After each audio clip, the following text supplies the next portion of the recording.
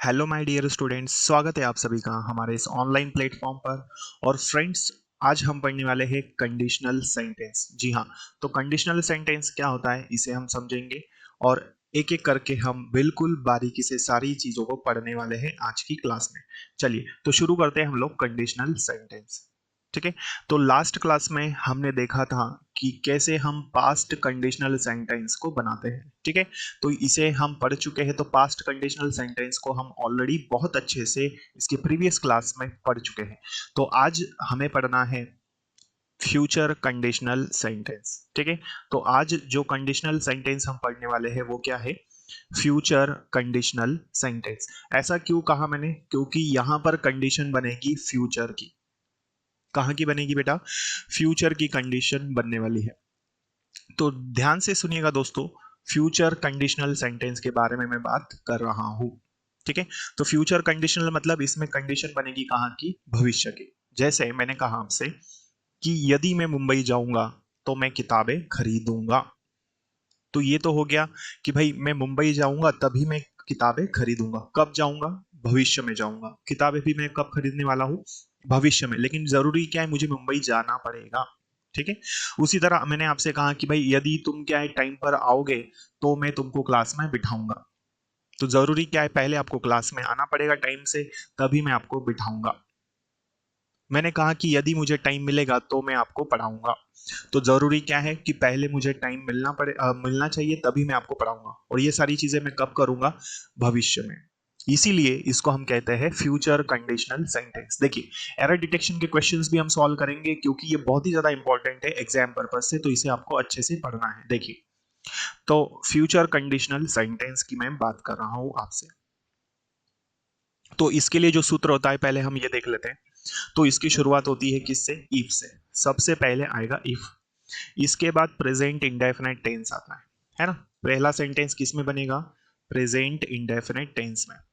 फिर दूसरा सेंटेंस आता है future indefinite tense. Future indefinite tense. ठीक है, तो स्ट्रक्चर आपको याद रखना है क्योंकि एरर डिटेक्शन के जब क्वेश्चंस आते हैं तब उनमें स्ट्रक्चर का ही मिस्टेक होता है। ठीक है, देखिए, तो if plus present indefinite plus future indefinite है ना? सबसे पहले क्या आएगा? इफ। फिर पहला सेंटेंस किस में आएगा? प्रेजेंट इंडेफिनेट में।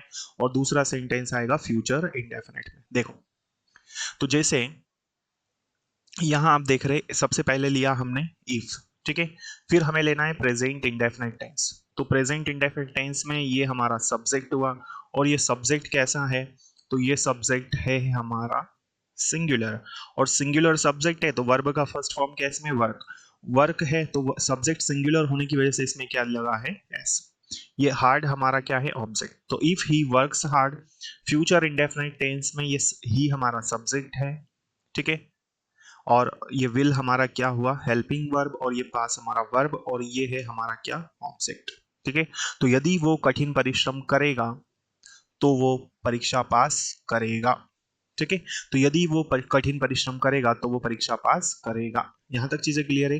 तो ये कहलाएगा फ्यूचर कंडीशनल सेंटेंस। दूसरे तरीके से ध्यान रखिए, दूसरा टाइप में आपको बता रहा हूं कि कैसे एग्जाम में हमें कंफ्यूज किया जाता है। तो पहले हम एक और एग्जाम्पल करेंगे, फिर मैं आपको दूसरा तरीका बताता हूँ इसको दूसरे तरीके से किस तरह से हमें एग्जाम में कंफ्यूज कर दिया जाता है। देखिए, तो एक और एग्जाम्पल ले लेते हैं।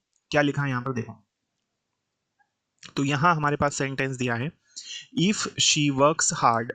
If she works hard, if she works hard she will pass this exam. यदि वो कठिन परिश्रम करेगी तो वो इस परीक्षा को पास करेगी। क्लियर हुआ? आई होप ये चीज आप बहुत अच्छे से समझ चुके होंगे। देखिए, अब दूसरा तरीका इसको एग्जाम में किस तरह से पूछा जाता है। देखिए, तो दूसरे तरीके से भी ये हम बना सकते हैं। ओके, जैसे अब पहला तरीका तो मैंने आपको ये बता दिया कि भाई शुरुआत में क्या आएगा? इफ, फिर प्रेजेंट इंडेफिनिट टेंस, और उसके बाद में फ्यूचर इंडेफिनिट। लेकिन यदि हम इसको दूसरे तरीके से बनाना चाहे तो भी हम बना सकते हैं। और एग्जाम में भी आपको इस तरह से देखने को मिलेगा।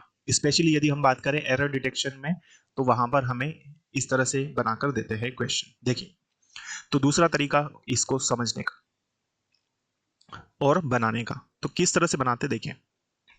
तो अभी मैंने बोला कि पहला आएगा प्रेजेंट इंडेफिनिट, लेकिन यहाँ पर क्या है, यहाँ कर दिया है कि भाई जो फ्यूचर इंडेफिनिट दूसरी बार में आ रहा था सेकंड सेंटेंस में, वो यहाँ पर फर्स्ट आएगा, और प्रेजेंट इंडेफिनिट टेंस जो फर्स्ट आ रहा था वो सेकंड आएगा। और जो शुरुआत में इफ था वो इफ हटाकर दोनों सेंटेंसेस के बीच में दे दिया। ठीक है, तो स्टार्टिंग में जो देखा था हमने वो क्या था कि भाई शुरुआत में इफ था, फिर प्रेजेंट इंडेफिनिट, फिर फ्यूचर इंडेफिनिट, लेकिन यहाँ पर क्या कर दिया, सेंटेंसेस को चेंज कर दिया। पहला सेंटेंस आया फ्यूचर इंडेफिनिट में, फिर आया बीच में इफ, और उसी के बाद में क्या आया, प्रेजेंट इंडेफिनिट टेंस। क्लियर है?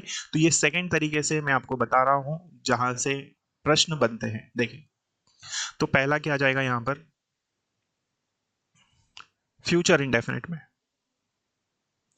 तो सबसे पहले they will come to class, वे क्लास आएंगे यदि तुम उनको इन्फॉर्म करोगे, यदि तुम उन्हें सूचित करोगे तो वो क्लास आएंगे। ठीक है, तो इस तरह से भी इसका फॉर्मेशन होता है। क्लियर है यहां तक? आइए आगे देखते हैं। एक एरर डिटेक्शन का क्वेश्चन आपके सामने है, देखिए। तो क्या दिया है एरर डिटेक्शन में, if those children tells them they will bring some books, यदि वे बच्चे उनको बताएंगे, यदि वो बच्चे उनको बताएंगे तो वो किताबें लाएंगे। ठीक है, अब यहां पर एरर फाइंड करना है कि कहां पर मिस्टेक है, देखिए। ठीक है, इस सेंटेंस में हमें एरर फाइंड करना है। क्लियर है? देखिए, तो यदि वो बच्चे उनको बताएंगे तो वो किताबें लाएंगे, तो वो कुछ किताबें लाएंगे, है ना। तो अब इसमें एरर कहां पर देखें, तो ये तो हो गया हमारा क्या, इफ। इसके बाद में प्रेजेंट इंडेफिनिट टेंस चाहिए, तो ये हमारा इतना इतना क्या हो गया, ये हुआ हमारा सब्जेक्ट। ठीक है, फिर सब्जेक्ट कैसा है, तो ये सब्जेक्ट है हमारा प्लूरल, प्लूरल सब्जेक्ट है। और यदि ये प्लूरल सब्जेक्ट है तो यहाँ पर वर्ब क्या होना चाहिए, टेल, लेकिन हमें मिस्टेक दिया हुआ है, टेल्स दिया है, तो ये हमारा एरर है यहाँ पर। ठीक है, तो यदि वो बच्चे उन्हें बताएंगे तो वो कुछ किताबें लाएंगे। क्लियर है यहाँ तक? आई होप ये चीज आप समझ चुके होंगे। तो इस तरह से हमें एरर डिटेक्शन के क्वेश्चन में भी इस तरह से उलझने देखने को मिलती है।